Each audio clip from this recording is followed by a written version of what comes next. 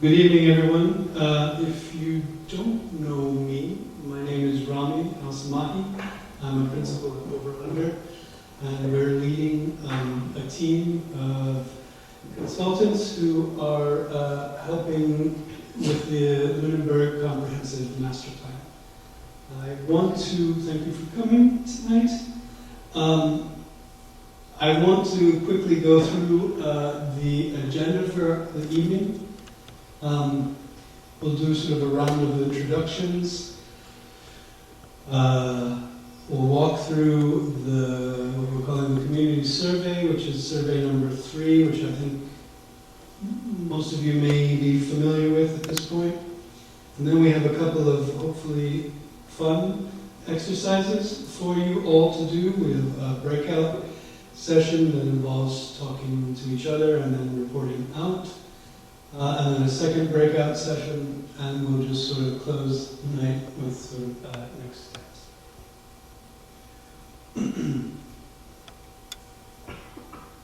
So, this is your team. I am, as I said, Rami. I am here with my colleagues from Over Under, Fotini Bulleri, Rue Kondrop, and Brett Pearson.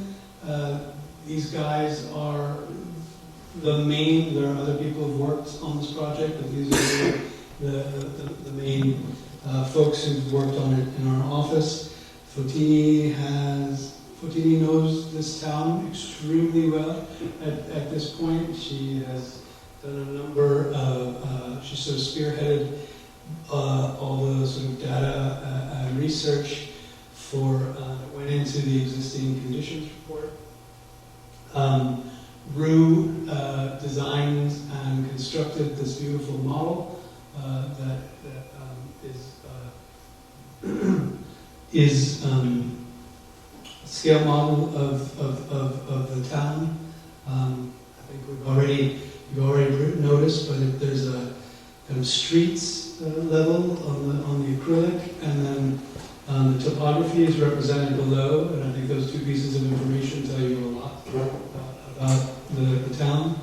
And then Brett is an associate at Over Under, and he's really kind of any graphic you've seen either on the website or in his presentation, it's part of it. Other people, of course, have worked on it, but Brett is really our guiding force with respect to graphic design. Other members of the team who can't be here tonight, RKG, which Eric Halverson leads. RKG are responsible for the economic growth portion of the comprehensive plan, the housing, study of the municipal buildings, and transportation. Emily and her team are looking at, in this case particularly, your zoning and any possible amendments to the zoning that may come out of the plan. Apologies if you've heard me say this a few times, but what is it that we're doing? For the benefit of those who may be new, we're working together on a master plan really to help the community develop a shared vision for what you want to do with your development moving forward. This is a state mandate, which is to say the Commonwealth requires that all municipalities in the Commonwealth have a master plan. Typically, I think they're supposed to be done every 10 years. In reality, that it's more like every 15, every 20. I believe the last master plan you did was in 2002. So we're happy to be a part of this effort with you. And really what that is the goal of this is to sort of shape together what you want, how you sort of, to create the roadmap for what you want to see in terms of development for the next 10 to 15 years. This is a fairly long process. We started last April. We came and interviewed in April and were selected in May and sort of got cooking in June. And I think one of the reasons we were selected, and Matt, the chair of the planning board, said was that we were, in our interview, very committed to engaging with the community, and that was something that they wanted to hear. We love meeting you all. We have done this in a number of different ways. Meetings like this is the third set of public meetings. We're trying to work with the folks in town to publicize them, make it as accessible as possible for people to get to these meetings, but we also appreciate that not everyone's going to come to a free meeting. There are other ways to communicate and other ways to engage. We've had a series of surveys. We've done one-on-one interviews with various folks in town government. The surveys, we're sort of on the second round of surveys now. We have an email address on the web. We've created a website, planlunenburg.org, which hopefully you've seen. If you haven't, it's got all the information to date, so the existing conditions report, as well as the results of the surveys are on that, as well as an email that you can contact us directly. And we've had a number of great conversations with people who had something to say, and we welcome that. We've also worked very closely with Matt from the Brenner of the Planning Board, as well as a committee that was created specifically to serve as the steering committee for this planning effort. So it's the Master Plan Steering Committee, and we meet with that group once a month and receive feedback as much as give them information. So as I said, this is sort of a 2-year process. We're kind of ending phase 1 now.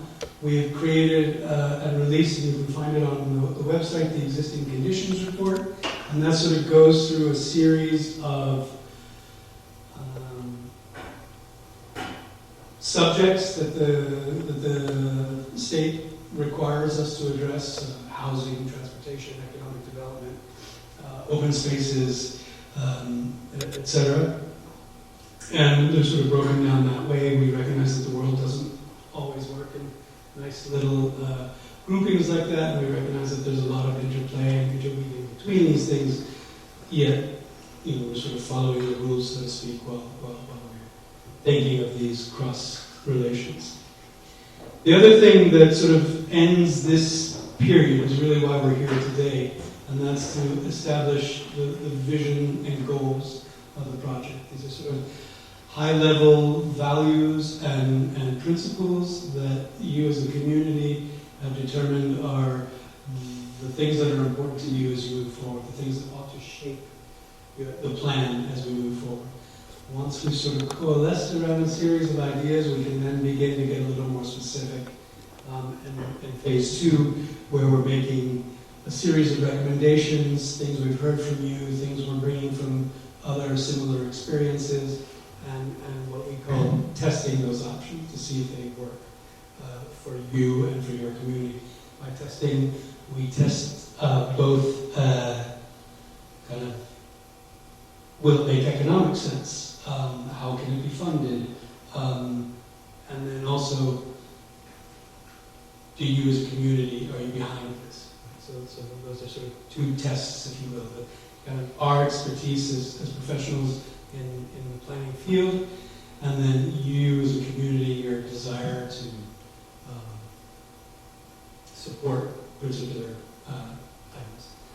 Once we've sort of gone through those and have an iterative process with you back and forth a couple of times, we'll gain hopefully some consensus around a particular set of things to move forward, and those will be incorporated into the report, which is our deliverable, which is essentially the roadmap of what it is you want to do in the next 10 to 15 years, and then how, make suggestions about how it would be implemented moving forward. what is sort of low-hanging fruit, what can be accomplished in the next few years, what might take a little longer, and then rough order of magnitude costs associated with this. Any questions?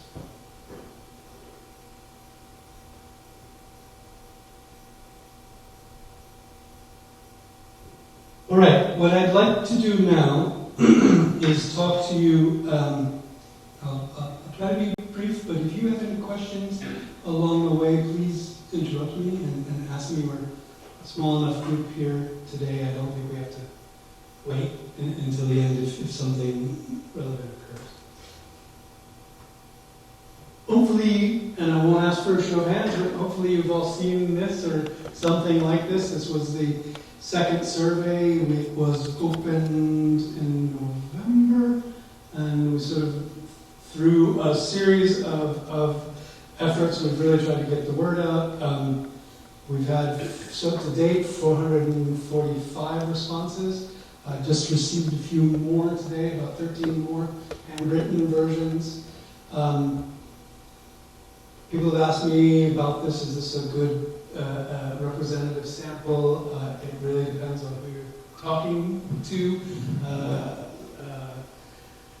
Someone who does this only for a living, particularly for sort of, large corporations who want to test a new product, would say that's a fairly low sample. As a planner, I can tell you this is an extremely high number for a town of 10,000. It's about 3 times what I expected, which is great. Can it be more? Absolutely.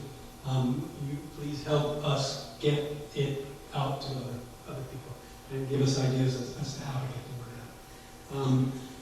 There were weeks, I was talking to someone earlier today, there were weeks where I would check the numbers from one week to the other, and it had jumped by almost 100 responses. So there was clearly, people are doing good work in getting the number out. More people are answering a lot of times, which I don't think is happening, but there's certainly, because you've got better things to do with your time than that. But there has been a lot of response. If you've answered this, you'll see that there's also kind of a series of questions being asked about your age, your income levels, so whether you rent or own. So we do have some good data about the respondents, and we've sort of mapped that against those particular groups in town and to what degree that particular group is being underrepresented or well represented. And in most cases, we have a pretty good proportional representation in terms of the responses. One of the areas we're still a little low, frankly, is the ratio of renters who responded is lower. I think we're about 7 or 8% of the total number of people who responded are identified as renters, whereas the data tells us we ought to be closer to 12%. So that's something to bear in mind, but it's I would say in other ways, in sort of age breakdown, economic breakdown, it's more or less representative of the overall population. Apologies, but this is the second meeting of the day, so my voice is getting a little hoarse. So what I'm going to do, if you've seen this, you know there were 10 statements. Each of those statements was sort of compiled through discussions things we heard from people, or a series of comments that we then formed into a single sentence, and they're about kind of different topics. And we asked folks to rank 1, strongly disagree, 2, disagree, 3, neutral, 4, agree, and 5, strongly agree with these 10 statements. Green is agree and strongly agree, the beige is neutral, and the orange is disagree or strongly disagree. because it became more useful rather, to see who was for, who was against, and who was in the middle. What we also did was invited people to fill out, after each question where you ranked by number, there was an opportunity to type in an answer. And there were a lot of people who chose to add a little more information, which is great because it kind of gave us a more qualitative a sense of who you are, and also indicated to us sort of where the nuances kind of existed. And this first one's a really good example. A little less than half of you supported this statement that we need to make housing more affordable to encourage young people to stay in Lunenburg. Unsurprisingly, the issue wasn't the affordability, the issue was young people. We got a lot about, what about old people? Or, how about just all people? And then there was also what kind of housing are we talking about? There was sort of some concerns about 40B, for example, which we don't know is ensuring that every municipality is providing a certain percentage of affordable housing for folks who are in a kind of lower income bracket of the sort of state average. And that usually translates into condos, apartments rather. So there was some effort or some reservations in that area. Interestingly, another place where there was some reservations was where this housing would go. So, and I think in part that's a reaction to some of the places where housing has recently been proposed. So there may be places in town where higher density is more appropriate than in the middle of a farm, for example. This one was overwhelmingly, so 4/5 plus, supported doing more to preserve Lunenburg's rural character. Farms are an important part of the identity of Lunenburg from its inception, really. They're both they're part of what affords the kind of open views that people prize in Lunenburg, and increasingly folks are interested in sourcing their food locally. Oops, sorry, I'm talking to a blank screen.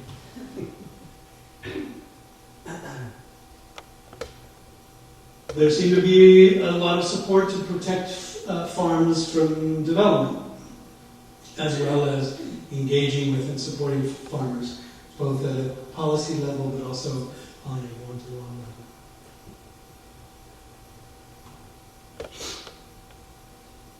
Not as overwhelming, but still supportive. Majority of you are supportive of preserving Lunenburg's architectural heritage.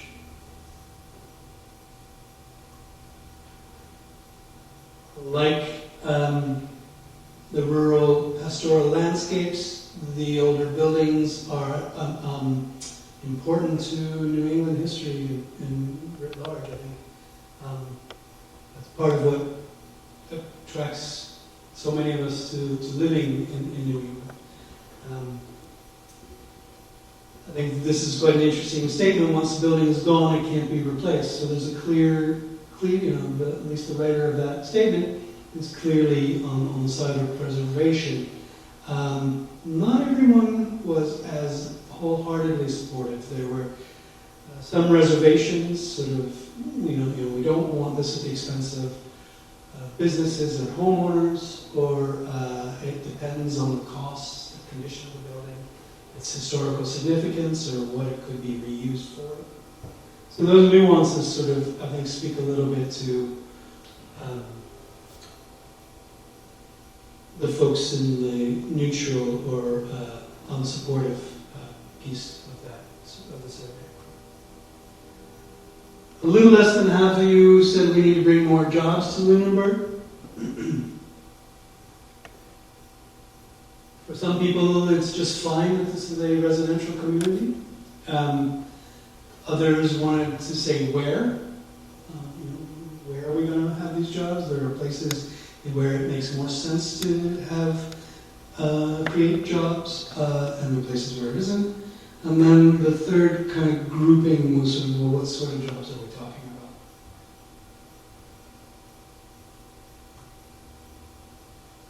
Also very strong support for encouraging small businesses to set up shop in Lunenburg.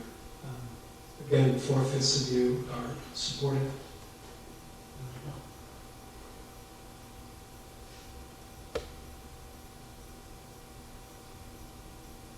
There are some questions about where this would be. There were quite a few statements about sort of addressing some of the challenges of setting up and maintaining a business in Lunenburg, especially a small business. And there were some thoughts about some of the specific kinds of businesses that people would like to see.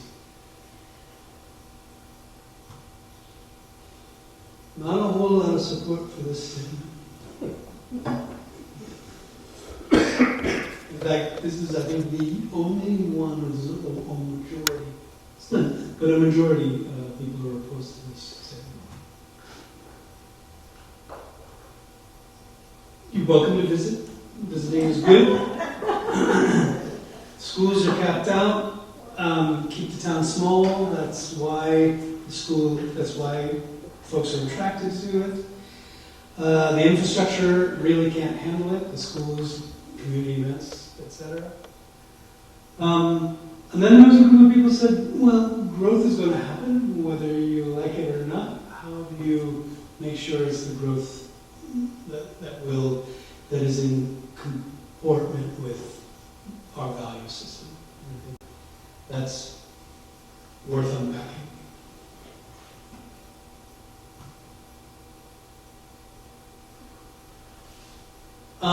Here, this question was intended to speak to the open spaces and recreational opportunities. So we're talking, as intended, it was really about your conservation areas, your trails, etc. So, regardless, 2/3 of you support this statement.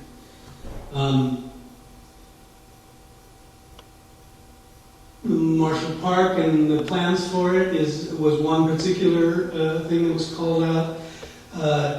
People feel the town's already doing a pretty good job in this respect, that there are quite a few recreational spaces and quite a few open spaces. Where folks would like to see an improvement is really in access, in connections to and between these open spaces, and maintenance of the spaces.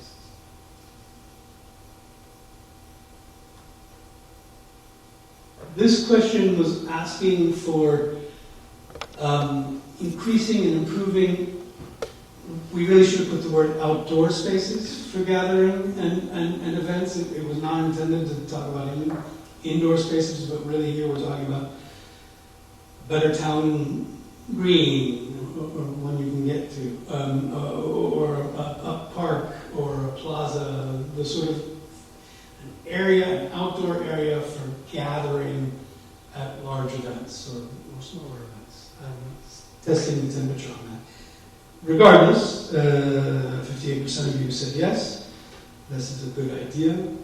But the problem isn't the spaces, someone said, just the parking. Although others agreed that we really need to make better use of existing spaces. And then there was a whole series of answers that had to do with sort of making space available for indoor events. Which, to be honest, wasn't the intention of the question, but that's on us. Regardless, we got useful feedback back from you all. There was a very interesting idea that was brought up about using Memorial Drive and kind of reconceiving Memorial Drive as a linear green. It is so many of your communal buildings, if you think about it, your schools, the building we're in now, the Boys and Girls Club, the town hall, all of those are kind of in a line, right? And there is an opportunity to think of that as a green space. We'd have to think through how that would actually work, but we're architects and urban designers, and we love thinking about those things. So this is one of the things I've heard a couple of times now. We're very excited by this idea. We'd like to play around with it. Yes? Could you explain what a linear green is? It's a park that is longer, significantly longer than it is round or square, if that makes sense. I'm trying to think of a really good example, and I can't. Rose Kennedy. Rose Kennedy is exactly that. I'm just trying to think of ones that are smaller, but I can't. Like Com Ave, in some ways, is that, right? It's this long linear park, and folks use it that way. Yeah.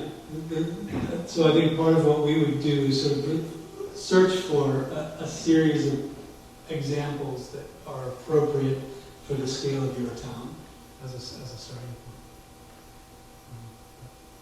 Does that help? Yeah, I wasn't familiar with the term, so I just wanted to make sure that's what I was thinking. No, and I appreciate the question, and I think like any profession has its own kind of gobbledygook speak, and we tend to fall into our own language, and it's important that we get out of that and are communicating in ways that everyone can understand.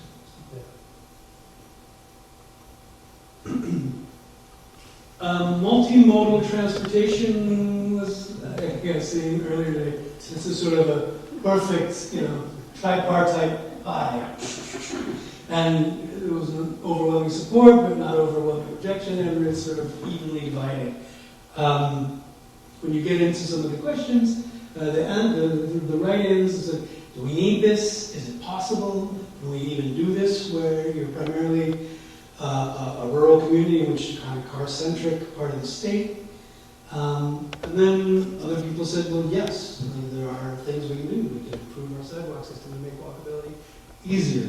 We can make bike lanes that allow for those, maybe it's only 3 of you, but like folks to bike safely to and from parts of town.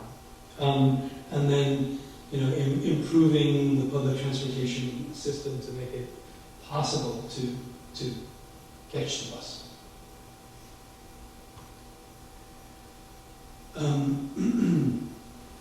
Preserving and repurposing existing municipal buildings. This is one where there is a lot of strong support to do it, and not a lot of consensus about how to do it. So I think that's an important one that we will unpack as we move forward. And so there are a couple of things that I think, kind of depends on the building. Some buildings are more precious than others. Some are more easy to adapt than others. What about the cost? It only makes sense if it's cost effective.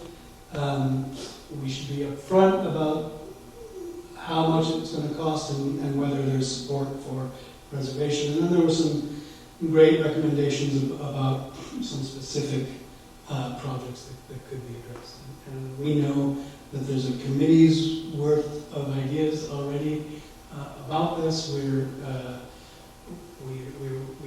are engaging with the members of that committee and intend to help guide the future of this, because I think this is sort of one of the municipal buildings, and what you do with them is really in part dependent on the values and principles that you as a group hold. Right? So what is it you want to do? What is important to you should help answer the question what you want to do with it.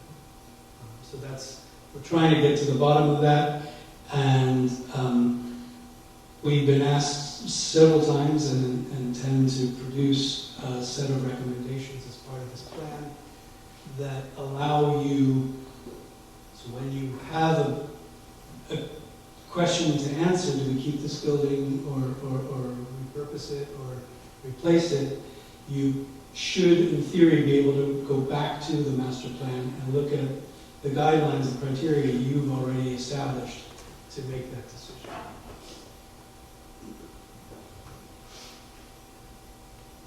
And then the last question of the survey was asking you to sort of rank, to choose three of these statements, kind of identify, these are the three most important statements to me, and is there anything else you would include? So that's that other category. So the things that kind of resonated most are the ones in green, and the number next to it is the folks who, that's the number of folks who ranked that as one of the top three. Farms, small businesses, and open space and recreational opportunities were first, and then that kind of second middle group was affordable housing, increased gathering spaces, improved gathering spaces, and preservation and repurposing of existing municipal buildings.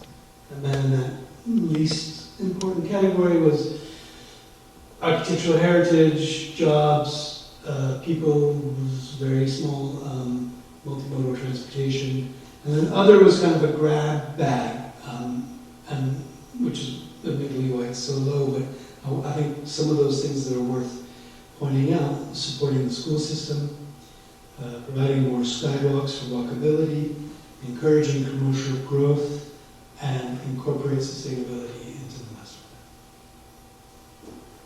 Are there any questions? So just an observation, like the one that got 151 and 126, to me those were so similar that I Yeah, and that's our fault. To us, it's clearly not, but that means we didn't do our job. So I'll tell you what we intended. The first one was outdoor recreational spaces, your trails, your hiking areas, your conservation land, your wetlands, and whatnot. The second one was more about gathering spaces for events, so the town green, a common, this linear park we've been discussing. That, to us, those are radically different things. One is for enjoyment, sort of one or two people at a time, or small groups. The other one is really to accommodate the town, like a place to gather. We've heard a couple of times, you have a big anniversary coming up. The last time you had an anniversary, 5,000 people showed up. It was the largest event you had, and it was a sort of enormous bonfire where the school is now, I believe. So I don't think you can have it there.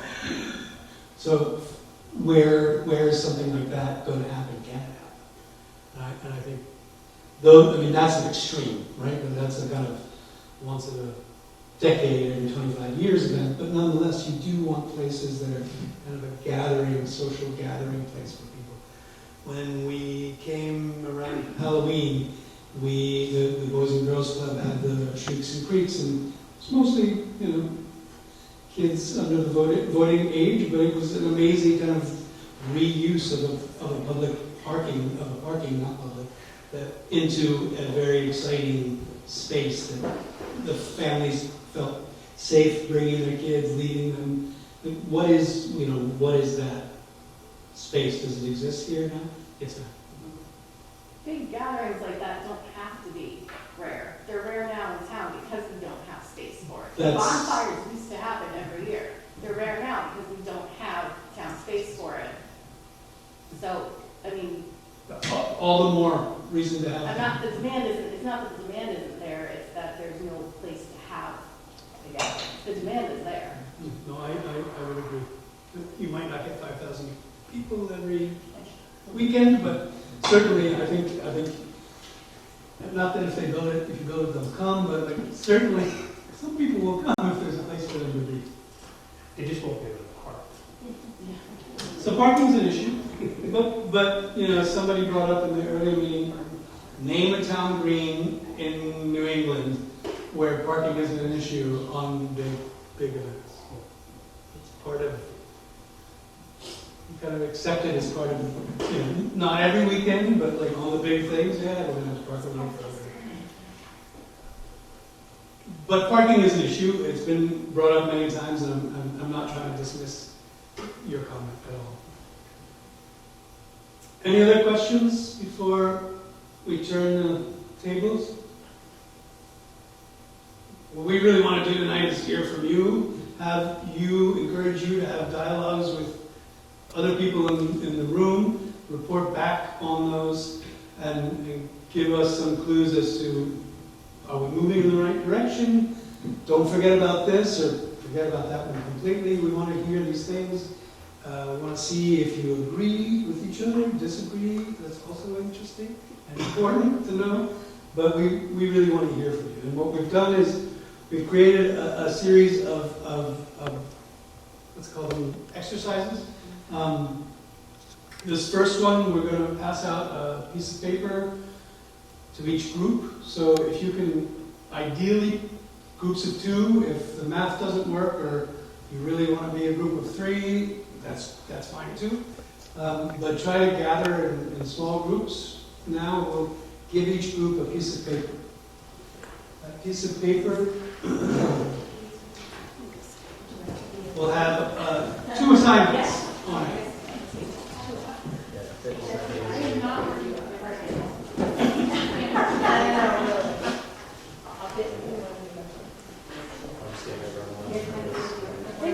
You can't work together either. This isn't like it can't be like partners together.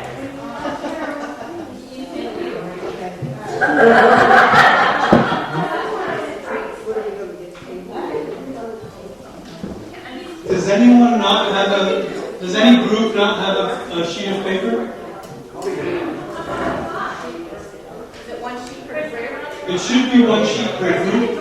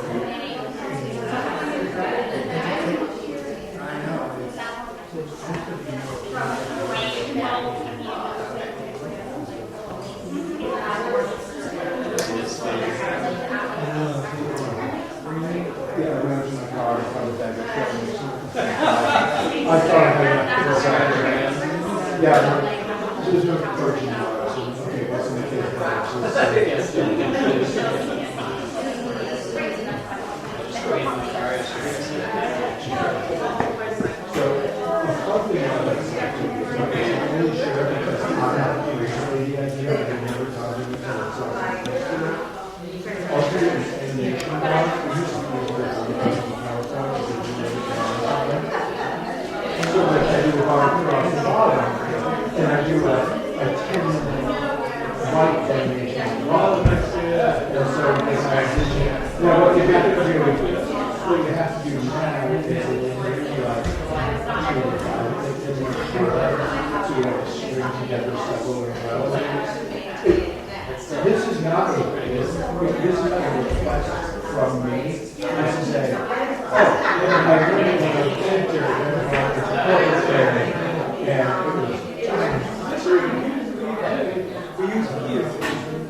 oh yeah, you can do it in Keynote. I don't, because I when I was looking for level up, I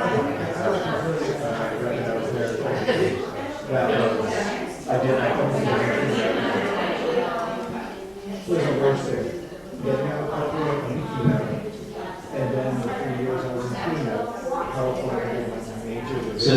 So we're going to shorten the exercise a little bit to 5 minutes. So we have 2 minutes left.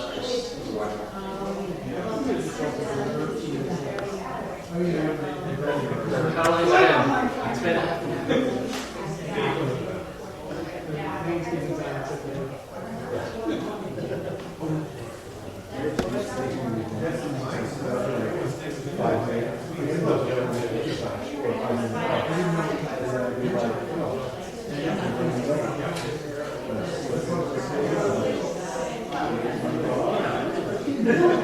Are we supposed to do the other side of the paper too? not yet. If you want, if you're ready to. We'll have a bit more.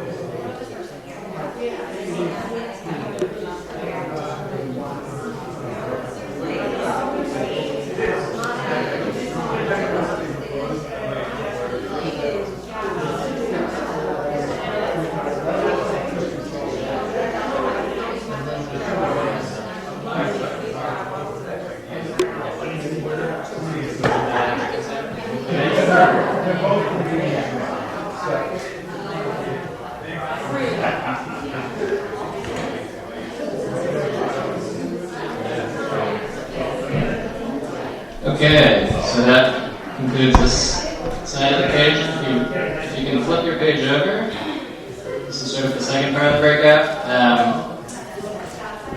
Hopefully it's self-explanatory, but next to each goal, we're asking you to check the ones you support. There's person A, person B. Have an informal discussion about which ones you support and which ones you don't. And then if you could please summarize which ones you found most important to you, write it down, and then at the end of this exercise we'll ask you to report out of it.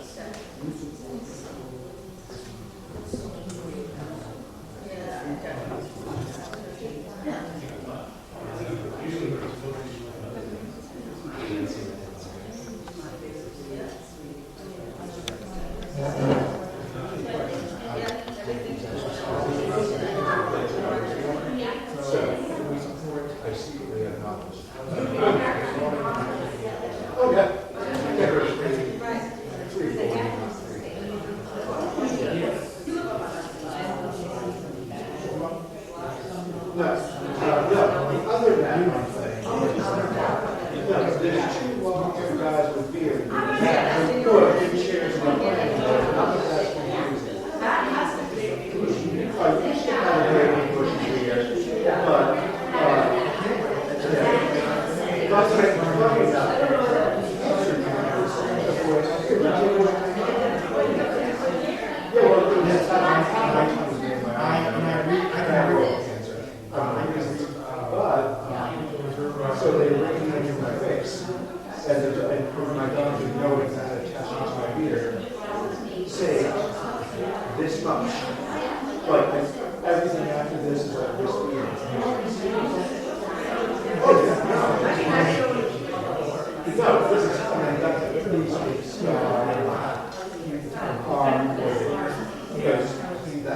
Well,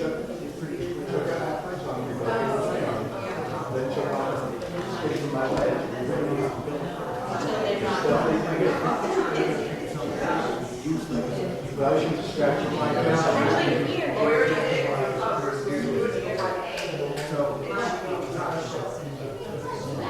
well, then and you know I have my pocket air high five.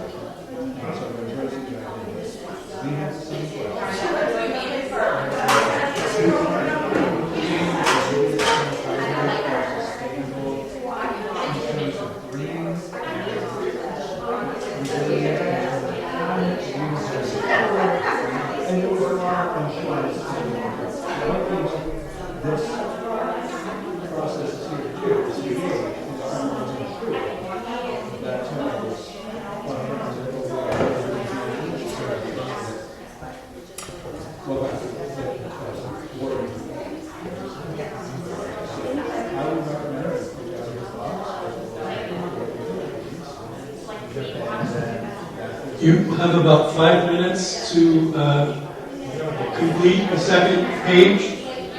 If you have any questions for anyone, just raise your hand and we'll come by and try to address your questions. Are we clarifying what the sustainable, resilient goal means, or are we going to be different? That's fine, that's why I told you.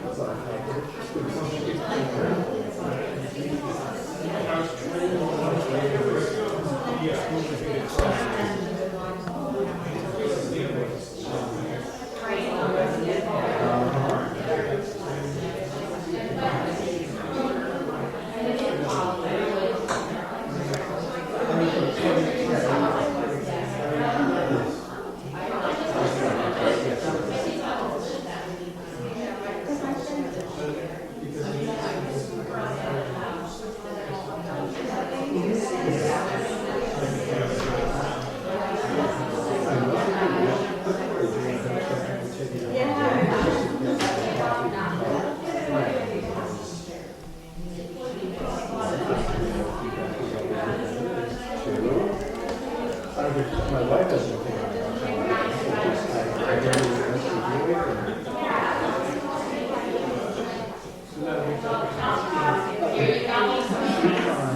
She very,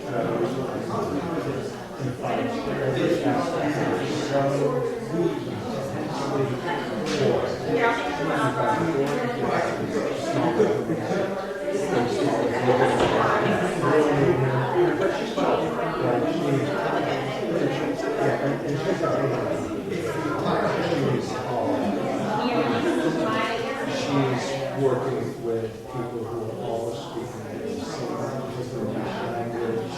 They're all type A programs, and so it's a different.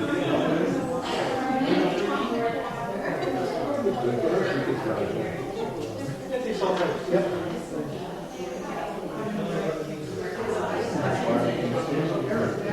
Way back.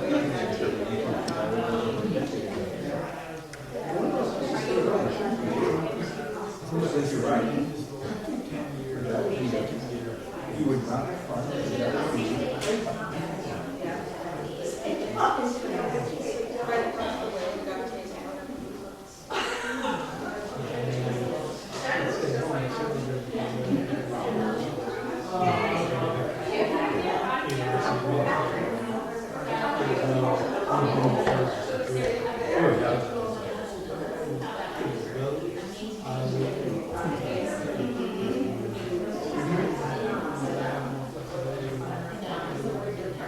Yep. Yes. I was at Level Up for a few years, up off at publication. That was all about because of the stock options work, the Level Up price, the way all that calculated, like what new stock each one will go up based on the concept. And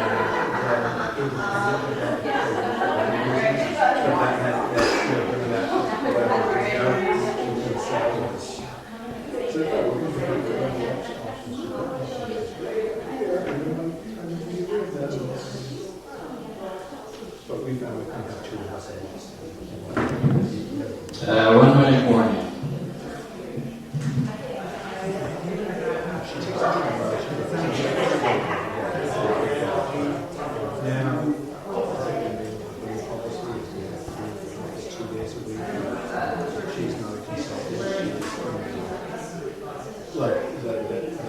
When I say IT, it's not just, it's writing customers, she's a director, so she has to go once a week, sometimes more, sometimes less. We should do it, we don't have to do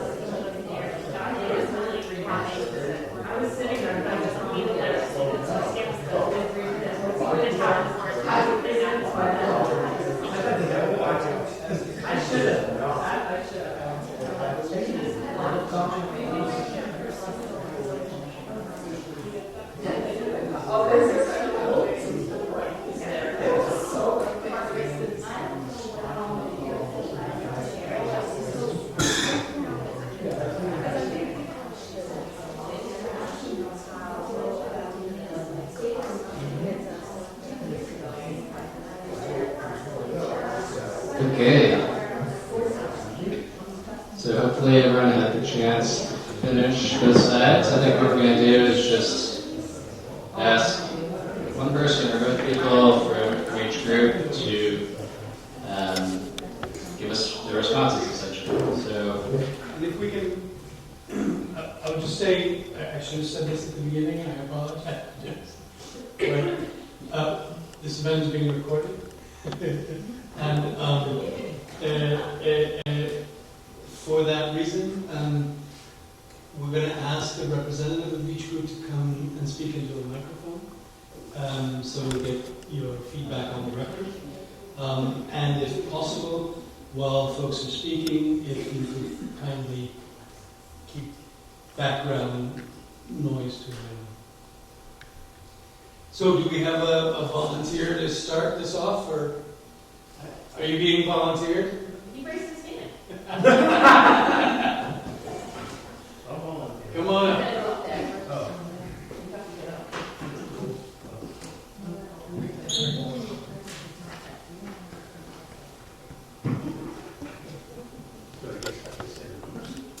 Just tell us where you had some, if you could talk about the values first that you kind of agreed on the other side, and then where you had commonality on the second side, where there might have been a difference of opinion, and what were the priorities? Okay, so for the 6 values, we chose affordable, agricultural, communal, walkable, healthy, and safe. And to us, some of them seem kind of very close, so sometimes we just chose one.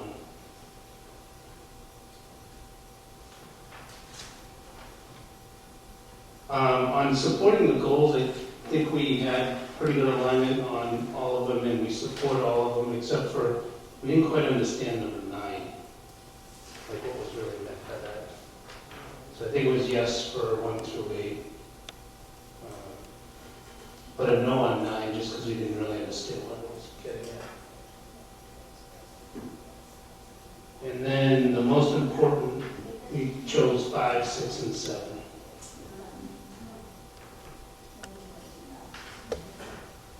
Okay, thank you very much. Can we keep this for the record?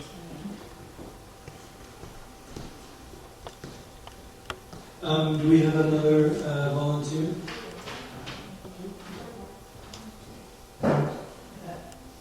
Nobody rushed. Everybody's taking time.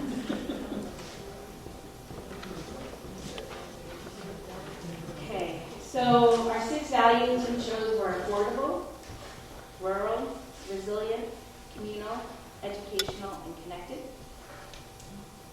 And on the goals, we had some maybes. So we were yes for number 1 and number 2. Number 3 was yes maybes, depending on a bunch of different things. 4, 5, and 6 were yes.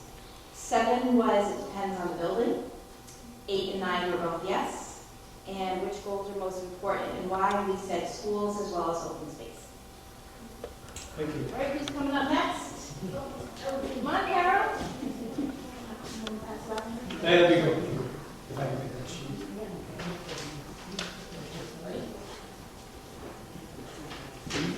We're representing Page Street. Page Street as well. There it is.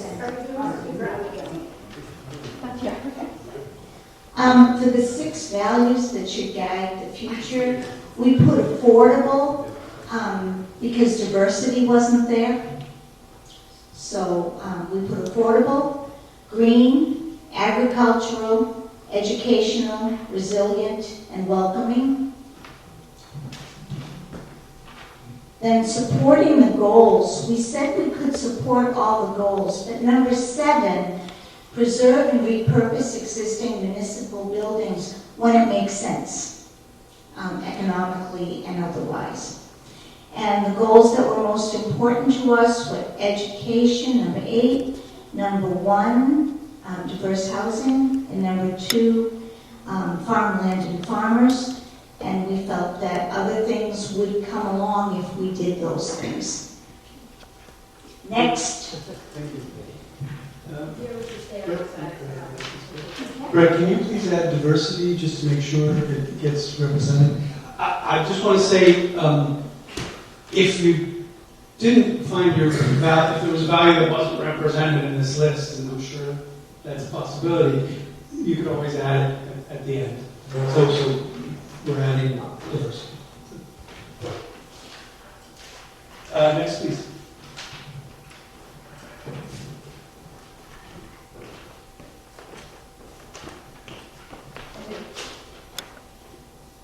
Okay, so for the 6 values, we have agriculture, rural, walkable, sustainable, preserved, and open.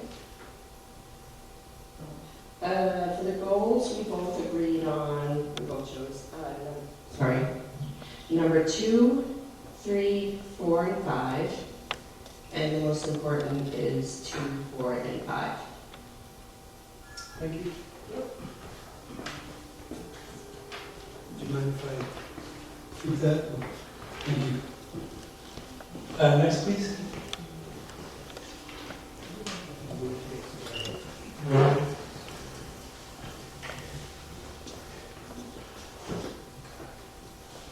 So for our 6 values, we chose agricultural, rural, resilient, sustainable, welcoming, and connected. So with all of these, it's kind of hard without context, but we had some, for example, like resilient economically and environmentally, because could go into a lot of details. For the goals that we support, both of us supported all of them 2 through 9. One was again, not a lot of details. We support housing options as long as it kind of maintains the culture of the town, but also we want to make it affordable for everybody. We didn't entirely disagree, we just didn't check it off as a resounding yes, but the details provided. But the most important being 2, 7, and 9. Thank you very much.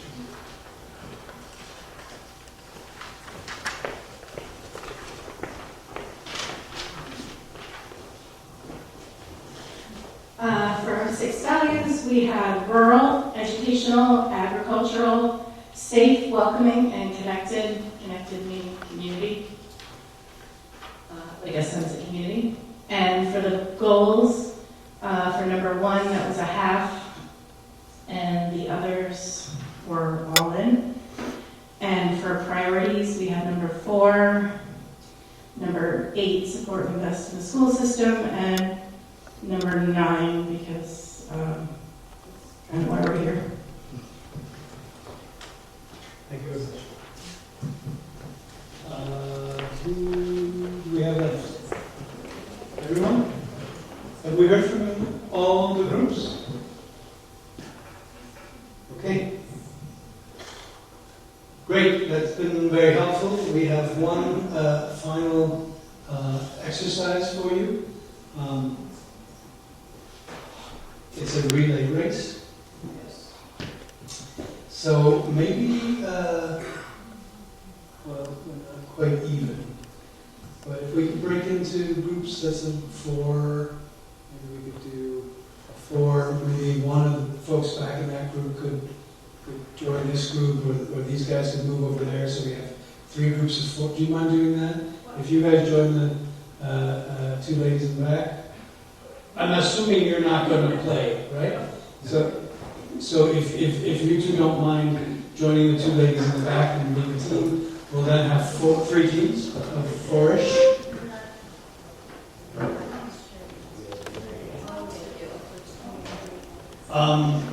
You will each team will have a color-coded set of cards.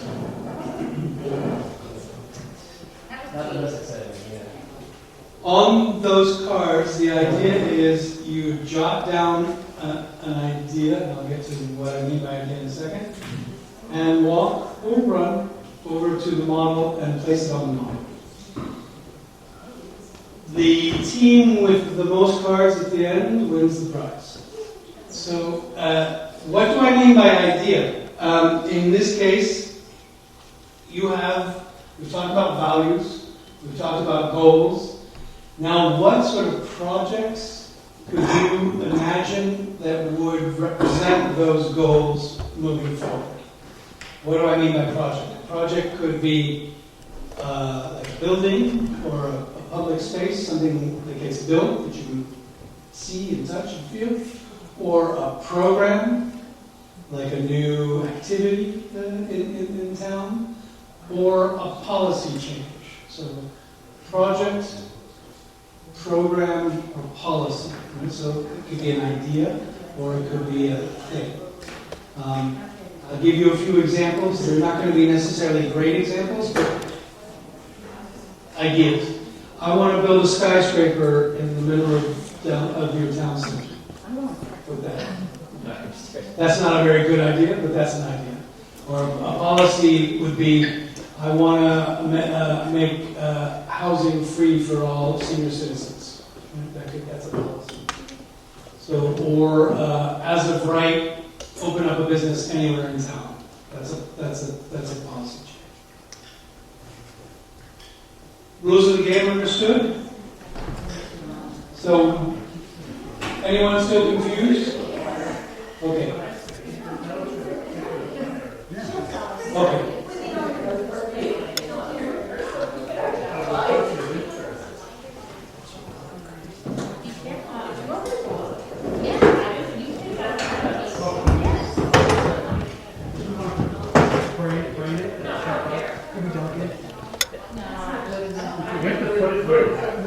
Yes, I do. If you can. If it doesn't happen in any particular place, I'm just going to put it. It doesn't matter. If it is location specific, and we can help you find the place.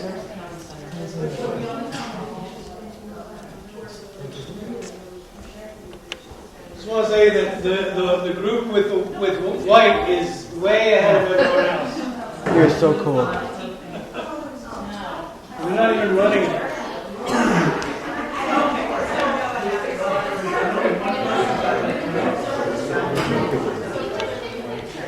Oh, that'd be great.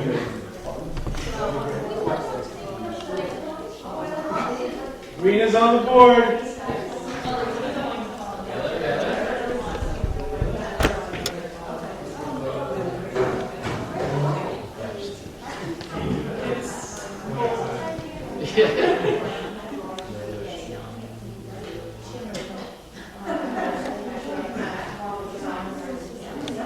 Only if it is. Okay, go for it. Go for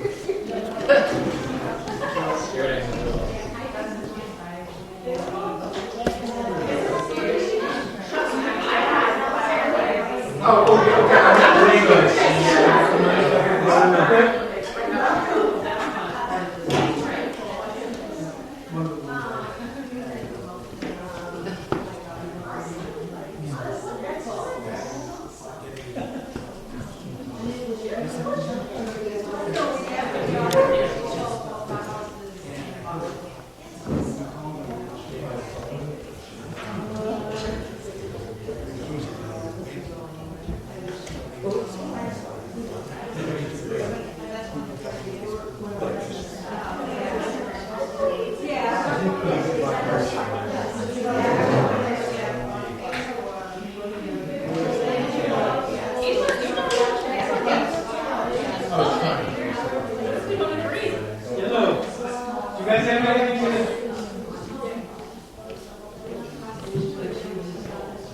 We're about halfway through.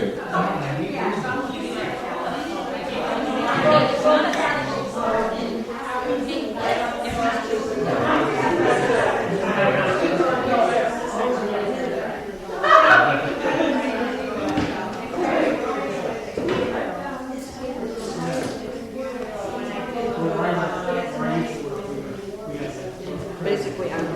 There you go. Get your steps in. Yeah, that's right.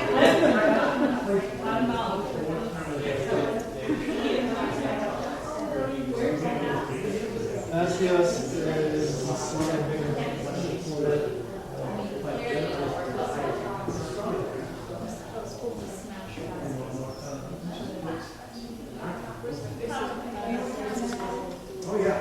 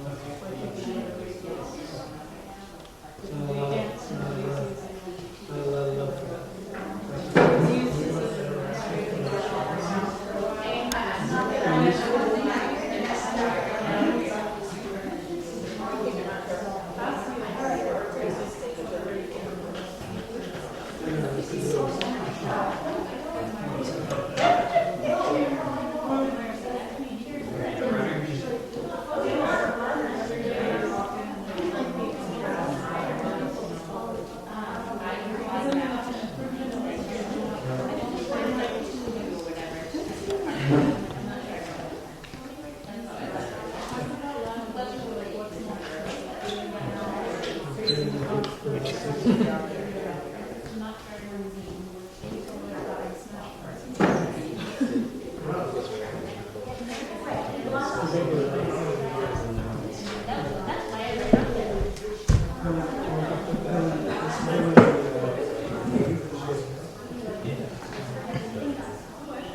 you think we could set that microphone up near the model and ask people to come look at it, or is that a bad idea? Your Okay, last chance. I can't tell. Nick Green's in the lead. What do you mean green? I guess it's over to Nick and that green and white. Just saying, they're catching up. Okay, last round, and I think we're done. Alright.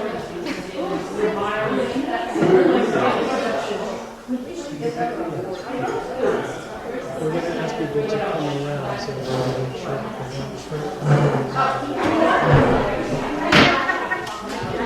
Okay, pick your last card, and we're done.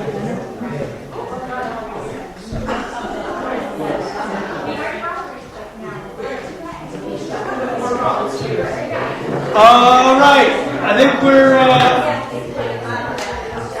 done. Can we invite everybody up to the model to look at each other's, to read each other's ideas?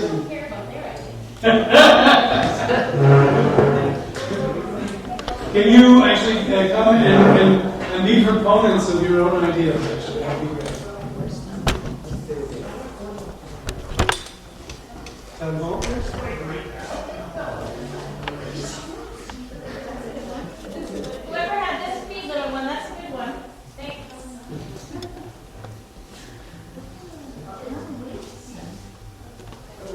So come on over, please.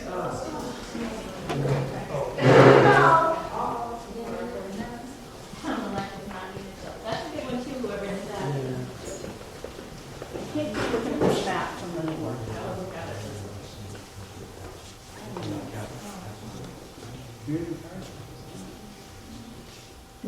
No fireworks. Are there any ideas that you'd like to be an advocate for? Or? No fireworks on the road? Yeah, demolish Brooks' house. What was your, Oh. Demolish Brooks' house. is what? Also. One we would advocate for. Yeah. It's combined with the bonfire. Well, I'm not gonna say that. I was anymore. told. You better have an hour to that effort. Now you're comfortable. Where is Moortown event located? No, I think it was just meant to be anywhere in town. In that intersection. Right there. I'll take it. You said some of them are place specific, obviously others are just, yeah. I have broken this down a few times. That's all right. Did it? It's very forgiving. Well, it's kind of high. Anything you see that is a really bad idea? But no fireworks. No Well, it depends. It's a very, it looks like. Although I live here, so I live here. Right. Is it no fireworks, like specifically in that side of town or in the town as a whole? And the town as a whole, Okay. limited, town really limited in fireworks. Because I think it's set off like some I have some bad ideas. Are there more sidewalks No, it's like not downtown? fireworks, it's just like this side of Troy. Like Who wrote more sidewalks? Anybody want to advocate? Yes, downtown. Downtown? I think we just, I know. well, we sort of communications. She couldn't read my hands. Well, no, he was writing sideways. Just in general, some areas need more better sidewalks. Like you can't walk from the, say, the town beach down to the Rotary because we don't have sidewalks. So it's dangerous. And the population density in Wayland, that sidewalks would benefit. Yeah, I don't think we need necessarily need a sidewalk on Flat Hill to walk to that area. I mean, you have to jump out of the road before you get hit, but you know, you can walk that area without a sidewalk. You couldn't walk, you really can't walk down by the town beach without, I would think. That's a nice place. I mean, it's cool. It's really great.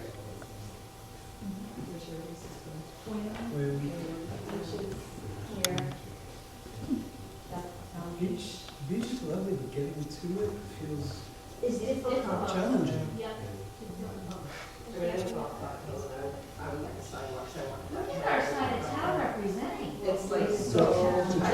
lot of people walk around Wayland. It's actually, you go around, it is actually, it's not Dave Passage, Nancy and I walk there a lot. We see people walking there a lot, but it's not on the sidewalk, it's on the side. And you gotta be, like this time of year, where it's not, because no one's plowing the side. So the question would be is if you had the sidewalks, then the town would have to be plowing the sidewalks. And do we have the resources for that? And also sidewalks are, from what I understand, very expensive to put in. And it would be definitely something that in certain areas is good. I'm an advocate for more diverse options for restaurants in town. Everything's Italian or American pizza. Well, this Asian is. Yeah, but there's no Lebanese, there's so many. There's no Indian You food. don't know if we live in a town of like not even 12,000 people. I think. But we're hungry. Oh, since tandoori grill cooks though. Some Polish food. Somebody in our group wanted a Starbucks on Main Street. Any coffee. Starbucks on Main Street. No, Starbucks that she could walk to, so it would have to be a little Strong, further any down. strong Any coffee. strong. That's a generic term for strong coffee. I'd like to say I'm a proponent for the Marshall Park renovation area over here. Never heard of it. Yeah. I'll I'm make sure surprised you're by here. that. I feel like that's gonna happen from force. Not me. It's gonna happen. It's gotta happen. It would be nice to have a park in this town that was more. I think more We spent some money. inclusive of every population, age, demographic, and ability, and You know what I'm excited about? The access to Marshall Pond, the Yes. walking trail. Like, we have this beautiful pond, and you can only access it from the road, from the little parking spot. And people don't even know that's part of the park. No, They go by and they just say, oh, that's a little area. I think occasionally people might skate there, but not. Used to quite a bit. Yeah, I don't think they really know. But then But the new Marshall Park I saw some plans, freezing. they have access Right, to yeah. the pond, which I think is great, because it's such a great resource for the center now. it's got a boardwalk that goes to it. But yeah, there's a pond down there. It's, yeah. Right next to the old. I'd be happy to do it for anytime. Town. Yeah, there's a walking trail. And the pickleball court, that's big, and that's been big. We have a population in town that that's what they like to play, and there's not many places to play during the day. Is pickleball, I'm not saying this is judging, I'm on this question, is pickleball really gonna keep doing that thing? I think so. Well, yeah, I think so. It's been growing, from Yeah. what I can see, it's been growing. I know it as the thing my retired mother in Florida's friends started doing, and that tends to, in my life, not be a great litmus. They're teaching it Yeah, but to the court's the being kids. used for other things. Kids are getting scholarships now. I get it, it's like tennis, Kids are but competing. approachable, so. Oh, it's probably an Olympic sport. Go to Doyle. I just want them Yeah. to say pickleball at the Olympics, so that's all I care It's about. not being used. I have a feeling it's going to be one of those sports that grows and ebbs with popularity at times because, like, when I was a kid, you couldn't, the local tennis courts were like packed. Yep. You couldn't, you gotta, sign up. And then all of a sudden, it wasn't as popular and now They're being converted to pickleball. But that's 30 years later. So Incentivize it. it's interesting. So it's a- I think there's fun. Yeah. kickball. Community center.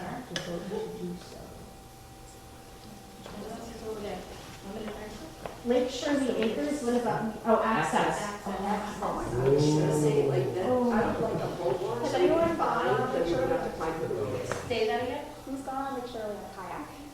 I'm too, I'm Yeah. tempted Yes. to go through Stuff Cove. Oh, it's got like over by the boats. Yeah. But the same Years thing ago, can happen someone on Whalen. On Whalen, we had the same thing. Renovate town hall, a wine and cheese shop. We already got them all looked at. Unfortunately, wine and cheese shop. Coffee shop in center of town. Coffee shop, wine and cheese. Oh, you can all at once? I like an that. Indian food. More, more trails. With You full find me maybe escape. a good restaurant, I know Better you're about, civic please let me know. engagement. What do you got over there, Nancy? There's a place in Corntown that has diverse Community restaurants. gardens. Oh, yeah. There was a good influence there. Volunteer. Instead of my But it changed volunteers, hands, if how it's would still we do good. that?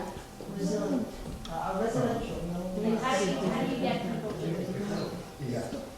I've broken it 5 times, and it says it's easy to fix. I don't know, then how in Harlem, If you have we got volunteers in DoorDash. this, no matter what we do, we're going to become more of a veteran community. It was good. We're still rural now. I can tell you, next census, we're not going to be a rural town anymore, according to the state. And you can correct me if I'm wrong, but like Do we get more the municipal? way they calculate it is, I think it's people per acre or something, and or per square mile, and we're real close. So it doesn't mean we can't view ourselves as rural, but there's, whether we like it or not, the population's changing. We have to think about the fact that those bedroom communities, people don't engage in, right? My completely non-town government personal opinion is they also lose their souls. But I don't know what we do about it, but that's absolutely a challenge.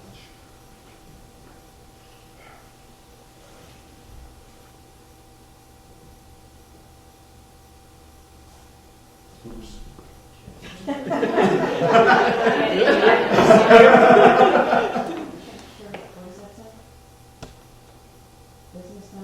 Oh, Picturesque. Oh, picturesque. Oh, I thought it was picture and then another word. Just like small businesses downtown. You can No, I just walk couldn't around read it. sidewalks, just like Town shops, electric, wine not shops, cheese unit shops. cell.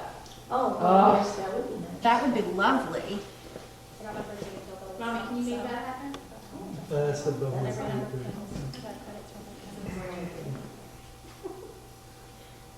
There was a real movement for a while. I wonder if anyone lives on a scenic road and has Unitil cut trees in front of their house in the past year or two. Oh, yes. Sure would be neat if that notice about that showed up in my email before they, Chop them down. well, before they come before the planning board for a scenic road permit that I don't have a record of them obtaining before. Was it the one on Flat Hill Garbage? I don't know where they have or haven't worked. The only place I know they've worked is in front of my house. And I do live on Northfield, which is a scenic road, but I hate to be like, yeah, well, I saw it. I mean, I will, but.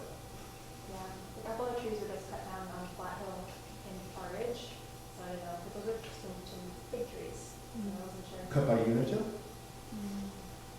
Someone, I don't know.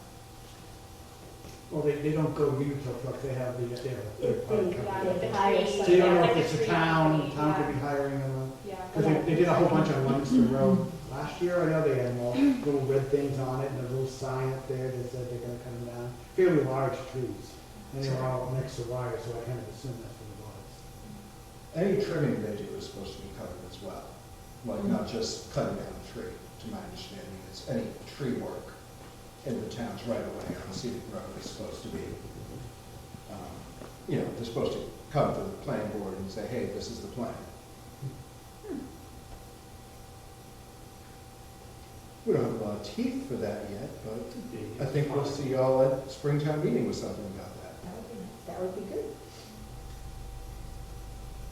It occurred to me the other day, a lot of us have forgotten, not forgotten, but a lot of people didn't live here during the ice storm and don't quite have the exact ire. Those are people without generators. I thought. Yeah, the people who don't have a backup generator. Well, but if your generator doesn't run your water Yeah, what do you do? for 2 weeks? Mhm. You should definitely, I mean, they've made attempts to do better. And Yes. like, I didn't see a lot of branches down recently with all the heavy snow that we had. I think they have. So they've done better on that thing. But on the other side, people are gonna be upset. They cut the tree. I like it. It's a good tree. So they got a tough job, but there should be communication between the utility and there should be also. Well, we need to do that because if it doesn't, it's gonna fall. It could fall and take out half the city, half the town for a week. And so we gotta be careful. So both both things should be heard about. I just don't want us to forget about taking them into account. We sure pay an awful lot for doing better. I feel like we're not We paying don't have a doing. choice. We don't have a choice of who we pick for our utility company. The state doesn't want to make the changes. And, and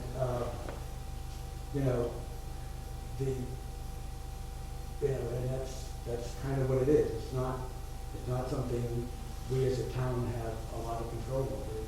It's a historical fact that Intertel is our, our utility, and that's it. And we can't change it on our own. We need to get the state to help. And as of now, our local state people say that there's no stomach for it. There's the word from our reps, because that's. Well, they every year they put up a thing saying that they want to get rid of, because right now I think my understanding is that utilities, we can say, everyone in town can say, yep, we want Unitil out, we want National Grid or somebody else or whatever we want, but our own. And all Unitil has to say is, no, you can't do that, and then we can't. So we want to change that, but I don't think, and if you're a utility company saying, I'm putting in zillions of dollars into these areas, and for 13,000 people going like, oh, by the way, all those investments you made, those are going to be zero on your balance sheet next week because we decided not to do it, then that's not fair either. So I understand both sides. I also understand that they're extremely expensive and they are the most expensive in the country. So they're just, according to them, they're too small. So my thing would be is, you're too small, you shouldn't be in business. Merge with other organizations that are bigger, and you can offer the same services at a lower cost. I would argue a private enterprises or public, a for-profit enterprise's profit margin is not our concern. We could choose to make it our concern, but it's not our responsibility. The idea of, well, it screws them over because they've invested, well. But too bad, do better. But then what happens is, it's not us, it's like all the utility companies go like, oh, so anybody can do that? Where's my incentive to invest? And then all of a sudden we have, the problems that we could have with disinvestment in those things. So it's a complicated problem, I think, but it's also something that there's definitely, we need to keep the pressure on to do something, because it's just ridiculous. You want small businesses to be in this town. Well, and Fitchburg is the exact same problem we have. And I happen to work with an organization that helps small businesses, and it's a big problem for small businesses, is that their utility bills are 3 times more expensive in Fitchburg or in Lunenburg than it would be in, Groton, which has their own private electrical company, but, it's just more, and that keeps businesses out of here. And we want those businesses to be here. We want to wine and cheese coffee shop. Yeah.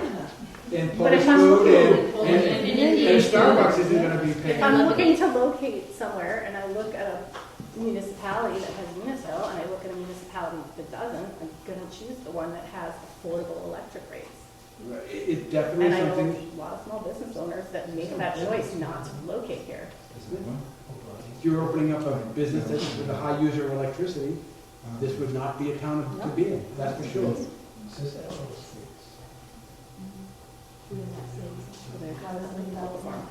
one that's in controversy. Oh, yes, sorry. Because, there are closed ones, so that's planning. Right? Okay. The roads are there.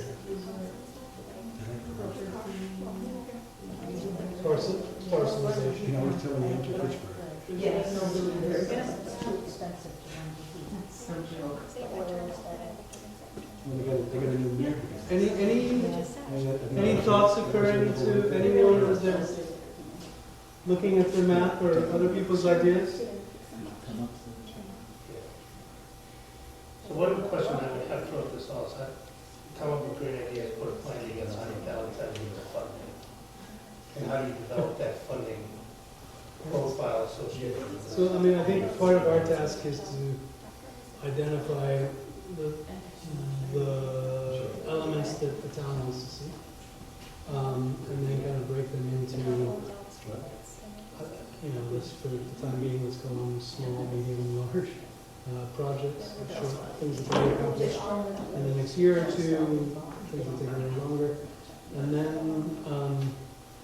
we have a rough order of magnitude cost for those things, and if, especially on all of them, we will make recommendations as to, there are possible sources that you could apply for. There's almost always some money, never enough to cover the whole project, but at least to defray the overall costs. I believe that's how you guys got your sidewalks downtown. So that's a sort of thing. We would have references of the kinds of grants you could apply for, the departments you want to interface with. Some of the changes we might look at as well could be creatively handled with zoning and other changes. A lot of what we have in town is very old school in terms of zoning, in terms of construction expectations. Not bad, but if we want to preserve open space and or agriculture, but still have more housing that is affordable rather than affordable housing with capital letters, we start to have options like cluster developments. If we want to preserve architectural character and the rural flavor of the town, we can look at things. Is the term form-based zoning? Is that what I'm thinking of? Yeah, things like form-based zoning. They're more modern. We haven't really necessarily needed them yet in town, but as that Boston influence keeps creeping out to us, there's things we can do to protect while still allowing what we have to allow. Right. But I would like the piece about allowing the fluorescent lighting for those businesses, so you don't really get big bright lights, and it's just kind of like light pollution, and so you see a lot of towns that have local businesses having put in signs that look like culturally appropriate, historical, so that's something that I would want to see as part of that. I think those kind of things are there's two sides to those things too. If you're a business and you can't have a sign out there that's big enough to attract somebody, it's going to affect your ability to have a business.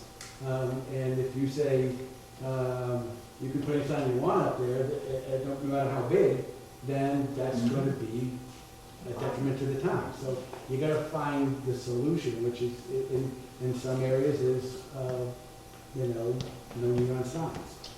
But You can have like some nice lights pointed at it, that are not so bright that you look at it and you get blinded. Downlighting, for example. Yeah. And there are ways to do it Yeah. that will allow the business the sign that is prominent and can be seen at nighttime without lighting the sky, for example.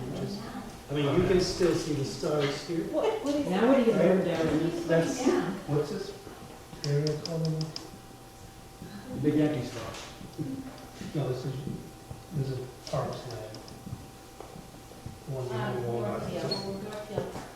Yeah. Behind Walmart? Yeah. Isn't it? It's Northfield Park, it runs into Reno. That's not- That's not a park there. It is, it's owned by Parks, is what he's saying. Not the whole thing, because we Yeah, have, it's Northfield, the left side of it is Northfield Park, owned by the Parks Commission. Okay. And the right side is, there's a section over here that's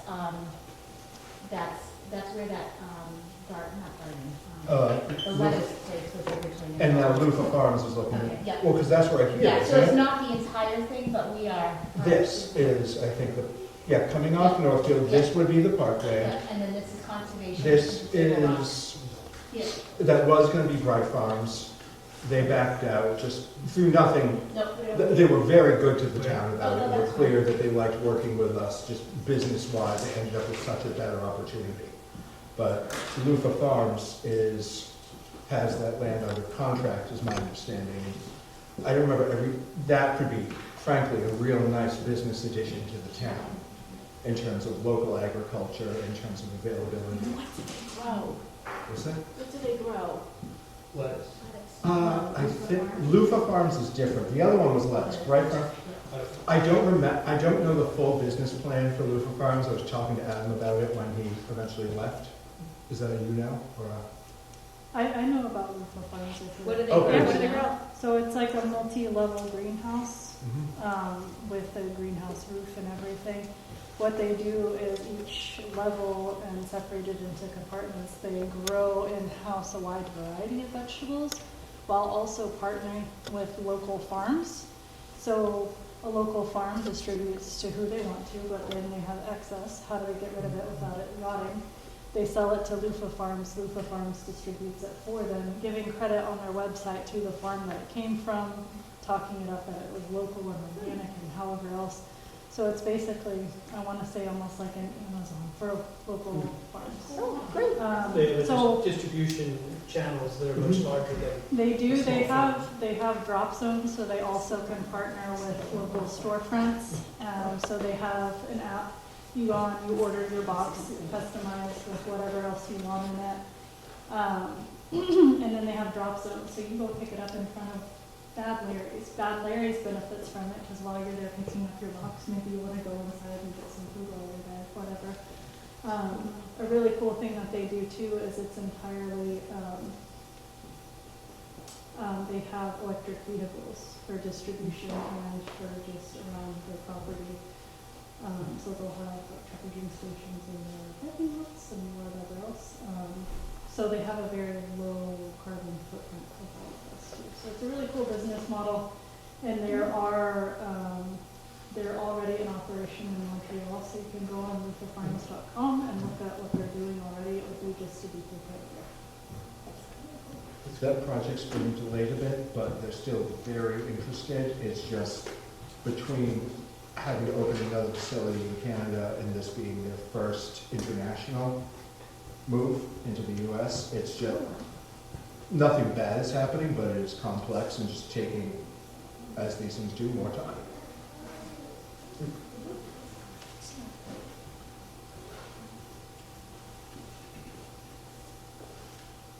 That two-way access isn't a bad idea, but it's trickier than it might sound, because you have to go through, Brixmor owns Hannaford Walmart, and at least what Bright Farms was going to do was going to contract with Brixmor for common driveway access through their parking lot up to the property. So any access to the park would have to be negotiated with Brixmor and Lufa, and they may not be appropriately sized or built roads for that traffic, and there could be, I forget, this has come up before. I know it's come up before, and I brought up this suggestion and been ignored on my suggestion, but if I'm gonna support them getting a tip or whatever that is, I'm gonna want something in return. And I think this two-way access to this park, That's not the park, this is the park. wherever the park is, I think it's both, but.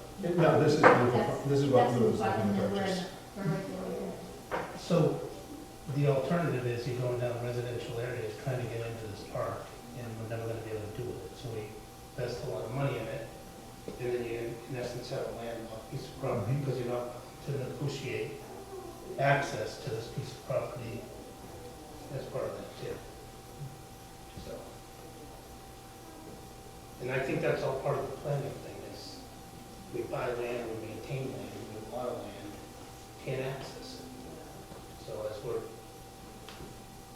going through negotiations, I think you should think about things like that. And it may not just be there, but maybe I can tell you, when they come through with special permits, that's often in coordination with open space. That's something that tends to come out before planning board. Is open space committee will say, hey, we've got two areas of town-owned land, conservation land. If from this project they donated X acres, we could connect them. And that's actually what happened. We were doing that with Bright Farms to connect This is parkland, right? But that's Yeah. conservation. Yeah. I think this is parks, and this is conservation, because we had also, parks had talked about, could we also somehow come out here through conservation to get to Route 13, Mhm. to have a second entrance. So I think this is conservation, this is parks, that's LUFA. Do you ever require linkages from large developers? So it's a different, it's a weird, not a perfect analogy, but in Cambridge or Somerville, if somebody wants to build a big project, they have to basically pay into a fund. In Somerville, it's specifically for park space. So it's a small percentage of the overall project, but it goes into a fund that is earmarked specifically for building public space. There's a lot of that. If you want to build this, you got to do this. It's kind of, this is one of the things you have to do for the larger community. That has been handled more piecemeal with specific goals in mind of your land, your area influence X. And there was frankly, I think, more of that happening when we had a full-time land use director because Adam was both very good and was there full-time to handle it as opposed to interim 16-hour-a-week land use director and some town volunteers. Which, if any of y'all know a urban planner, hey, I know someone who's hiring. Well, it is 2 hours exactly. We're happy to continue this, but this is a pleasure. Thank you. I always say you all have a lot of options how to spend your evening, and we're grateful you decided to come here. Again, for those of you I haven't interacted with directly before, my name is Matt Brenner. I am the Lunenburg Planning Board Chair. And if you have questions, if you have more input about this or other concerns or thoughts in town, my email is on the town website in the planning board section. If you're more of a phone person, call the planning office, talk to Annie Aubry, our wonderful administrative assistant, and we can find a time that I can give you a call back from the office. Or if you want, we can sit down and have a coffee, smoke a stack, and talk planning things, because my wife sure doesn't like talking planning things, so I like talking to other people about it. Thank you so much for taking time out of your day. And the white company, you have your choice of candies. I've been eating all day, I'm really fast. That is never over. I've never gotten a prize.